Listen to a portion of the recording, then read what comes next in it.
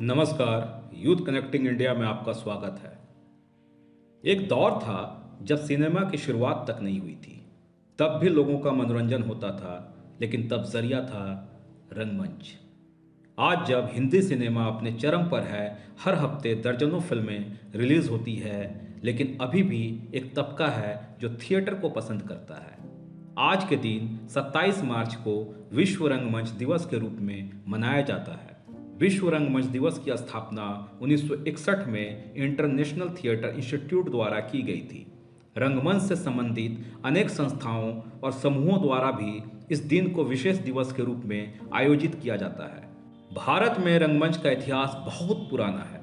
ऐसा माना जाता है कि नाट्य कला का विकास सबसे पहले भारत में ही हुआ है। पृथ्वीराज कपूर, सोहराब मोदी, गिरीश कर्नाड, नसरुद्दीन शाह, परेश रावल, डॉक्टर अजय मल्कानी, अनुपम खेर से लेकर मानव कौल तक कई नाम हैं जिन्होंने रंगमंच से लेकर सिनेमा तक अपने अभिनय की छाप छोड़ी है। एक दौर था जब पृथ्वी थिएटर में सभी बड़े अभिनेता अभिनय किया करते थे, लेकिन अब वो दौर बदला है। अब रंगमंच से ज़्यादा बड़ा बाजार सिनेमा का है, लेकिन थिएटर आज भी जिंदा है तो केवल और केवल अपनी जीवन सोच और अपनी संस्कृति और समाज के प्रति अपने उत्तरदायित्व के निर्वाह की वजह से। आज विश्व रंगमंच दिवस है, तो आइए इस पर एक बेहतरीन काव्य रचना के जरिए समझते हैं कैसा है इसका स्वरूप। रंगमंच की दुनिया भी कैसी होती है। वहाँ लोग उसका अभिनय करते हैं जो वे वास्तविक जीवन में नहीं होते।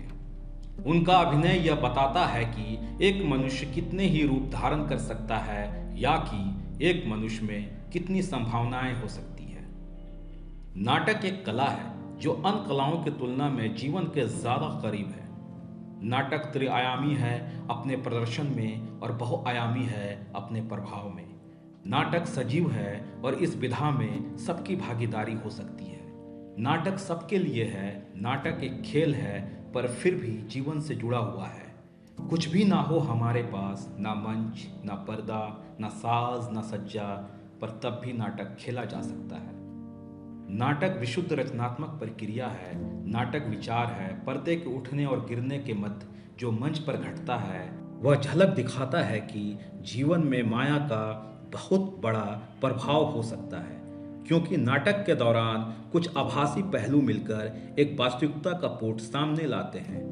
नेत्र और कर्ण इंद्रियों के द्वारा सम्मोहित कर कर नाटक हमें अपने कथानक के साथ बहाकर कहीं और ले जाता है। नाट्यशास्त्र ही बताता है कि वास्तविक जीवन में जो दूसरों से ज्यादा शक्ति रखते हैं, दूसरों से ज्यादा दूर का सोच सकते हैं, वे अपने युग को प्रभावित करते हैं और सबको अपनी विचारधारा में बहा ले जाते हैं। यही जीवन में माया के होने का गवाह है। तब लगभग सारे लोग एक बड़े नाटक का हिस्सा बन जाते हैं और अपने अभिनय शुरू कर देते हैं। अंतर केवल इतना होता है कि रंगमंच की तरह यहाँ हमें अंत का पहले से पता नहीं होता। मानव जाति का इतिहास गवाह है कि समय समय पर ऐसे दिग्दर्शक हुए हैं जिन्होंने अपनी विचारधारा के अनुसार जीवन के वास्तविक रंगमंच पर बड़े बड़े नाटक रचे हैं। हिटलर, मुसालिन और स्टालिन आदि ने विध्वंसकारी नाटकों की रचनाएं की और अपने अपने देश के समाज को अपनी विचारधारा के साथ बहा ले गए। गांधी ने भी एक रचनात्मक नाटक की रूपरेखा तैयार की और मानव जाति के इतिहास की ऊंचाइयों को प्रदान की। कहीं ना कहीं रंगमंच के नाटक हमें समझ देते हैं कि जब भी हम वास्तविक जीवन में किसी विशेष विचारधारा के साथ बहने लगें, तो देख लें कि किस ओर जा रहे हैं, निर्माण की ओर या विध्वंस की ओर। ऐसे ही ज़रूरी और लेटेस्ट खबरों के लिए हमारे साथ जुड़े रहिए और हमारे चैनल को लाइक, शेयर और सब्सक्राइब कीजिए। धन्यवाद।